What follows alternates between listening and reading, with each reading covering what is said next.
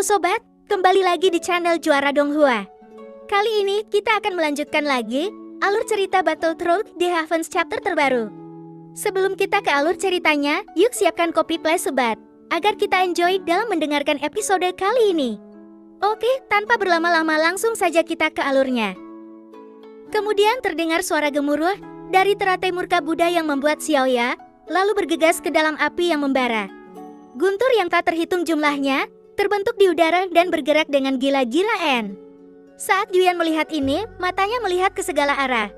Matanya sangat penuh dengan kebencian. Ini lebih dari sekedar kemunduran. Itu karena dia bahkan tidak ingin meninggalkan abu apapun kepada pihak lain. Mengapa reaksinya begitu besar? Apakah saya tindak terlalu melangkah lebih jauh? Yuan kemudian menyentuh hidungnya sejenak, lalu ia merasa sepertinya dia sudah bertindak terlalu jauh. Itulah sebabnya Xiaoyan menjadi begitu kejam.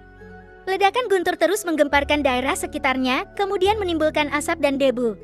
Setelah sekian lama, sosok Xiaoyan muncul dari asap dan mendatangi Yuan. Ia berkata, "Jangan khawatir, sekarang pria jalak ini pasti tidak akan bisa membangkitkan sisa jiwa yang muncul di sekitarnya. Saya akan membakar mereka menjadi abu. Kali ini, saya ingin berterima kasih kepada Tuan Yuan karena datang menyelamatkan saya. Jika tidak, saya tidak punya pilihan selain meledakkan diri dan dihancurkan bersama orang ini." Setelah Xiaoyan selesai berbicara, dia mengepalkan tinjunya dan mengangkat tangannya ke arah Yuan. Dengan ekspresi serius tanpa petunjuk apapun, bibir Yuan bergerak sedikit. Dia telah kehilangan klonnya. Ini adalah keabadian di Kingsen. Pilihan kedua adalah meninggalkan situasi saat ini dan menyerahkan bola mata biru di tangan Anda kepada Xiaoyan. Saat ini, mata Xiaoyan tertuju pada telapak tangan Yuan sedang memegang bola mata biru yang mengambang. Xiaoyan tiba-tiba mengulurkan tangan dan mengambilnya langsung untuk mencoba keahliannya.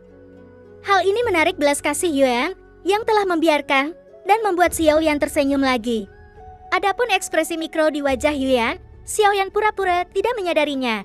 Ia lalu menatap bola mata biru lalu mengambilnya dari tangan Yuan. Kali ini, bola mata biru itu berubah menjadi sebuah tamparan.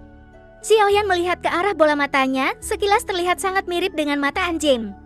Juga bisa melebar dan mengecil, jadi ukurannya seperti mata anjing. Namun jika Anda perhatikan lebih dekat, Anda akan menemukan bahwa itu agak berbeda dibandingkan dengan mata anjing yang besar dan tampak bodoh. Bola mata biru itu terlihat sangat dingin dan tegas. Saat Xiaoyan mengamati, bola mata biru itu, seluruh tubuhnya terasa mati rasa, seolah-olah dia sedang melihat ke dalam jiwanya sendiri. Yuan memandang Xiaoyan saat ini, lalu sepertinya ia sedang mengukur sesuatu. Lingkungan sekitar menjadi sunyi untuk beberapa saat. Pada saat ini, Xiaoyan tiba-tiba mengulurkan tangan yang memegang bola mata biru di depan Yuan, kemudian terlihat penuh kebingungan. "Anda memiliki banyak informasi, jadi bisakah Anda memberitahu saya benda apa ini?"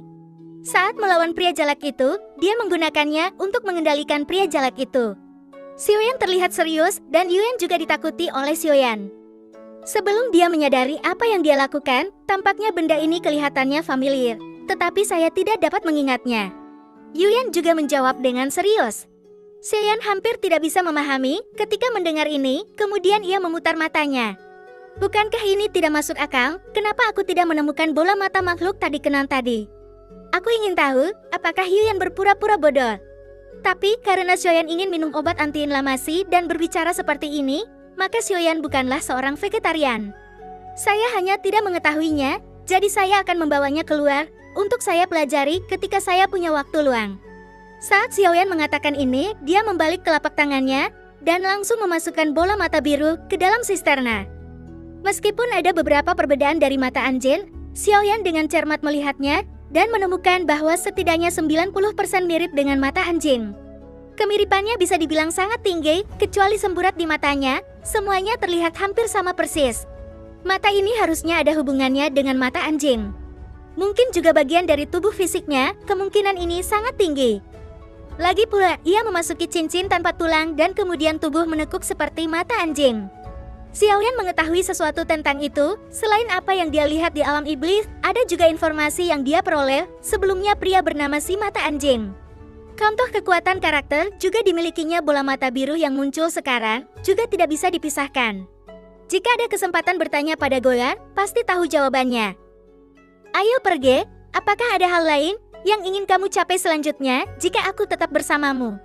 Yuyan menatap Xiaoyang dengan air mata berlinang. Meski ia berusaha sekuat tenaga menyembunyikannya, ia tetap tidak bisa mengendalikan kegelisahan di tubuhnya. Pemilik tokoh ketiga dalam misi Weixuan di Menri yang telah terbunuh. Masih ada Tianjun yang belum ditemukan. Xiaoyan secara alami bisa mendeteksi mata Yuya, tapi dia hanya bisa memilih untuk mengabaikannya. Dia berbicara dengan nada serius. Masalah kecilnya adalah Yuyan terus mendekati Xiaoyan tanpa sadar. Sambil menyisir rambutnya, setelah mencubit dagunya, Xiaoyan menatap serius ke arah Yuyan yang semakin mendekat. Lalu secara taktis, berbalik untuk melakukan sesuatu dan melihat sekeliling. Ada juga ordo iblis abadi kuno yang lengkap. Xiaoyan mengeluarkan jamur segar yang terlihat pecah.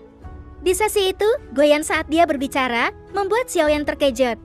Karena giliran taktisnya, jelas tidak berguna. Dia sudah bisa merasakan kehangatan datang dari belakangnya, nampak kelembutan seperti awan di sana. Tidak apa-apa, aku bisa membantumu, tapi kenapa wangimu sangat harum? Jantung Xiaoyan berdetak kencang, lalu dia tiba-tiba membungkuk dengan ekspresi kesakitan yang luar biasa. Sial, sepertinya racunnya akan keluar lagi sebelum bisa dihilangkan seluruhnya. Lalu ia duduk bersila dan dengan terampil menghindari asap yang tertinggal di belakangnya. Sebelumnya racun yang tidak bisa ditinggalkan ada di tubuh Xiaoya dan tidak bisa dikeluarkan dari tubuhnya. Melainkan ada di Dantianxian yang membentuk pil racun. Tentu saja racunnya tidak bisa meledak. Yuyan pasti sudah mengetahui hal ini. Yuyan tidak marah tentang hal ini, melainkan tersenyum. Namun jika ada yang melihat senyuman itu, mereka akan menyadari bahwa ekspresi wajah yang menghadap ke atas adalah salah satu kegembiraan yang luar biasa. Nampaknya semakin kesini dia menjadi semakin bersemangat. Setelah berpura-pura mengedarkan energi dan darah di tubuhnya, Xiaoyan berdiri dan berkata tanpa ekspresi. Apapun itu alasannya Yuya, belum terlambat.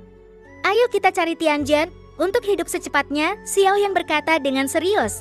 Saat ini pipi Yuyan memerah dan matanya yang indah sedikit tertahan. Sepertinya dia sangat menikmatinya hanya dengan melihat Xiaoyan. Jantung Xiaoyan tiba-tiba berdebar kencang. Sepertinya Yuyan tidak tahan lagi dan berencana untuk berlatih kultivasi ganda dengannya. Adikku dipenuhi racun nafsu, belum lagi dua syarat tersebut bisa dibilang lebih. Selama kamu dan adikmu punya 2 akhir pekan, kamu akan puas. Aura bagian langkah ketujuh yang kamu pancarkan sekarang terlalu lemah. Avatarmu dan avatar kakak-kakakmu sama-sama sedang beristirahat.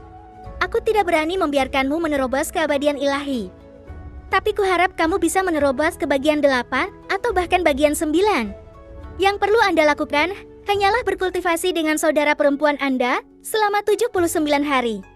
Xiaoyan hampir memuntahkan darah jika lamanya selama 79 hari. Dia tidak bisa memasukkan dirinya ke dalam mumi.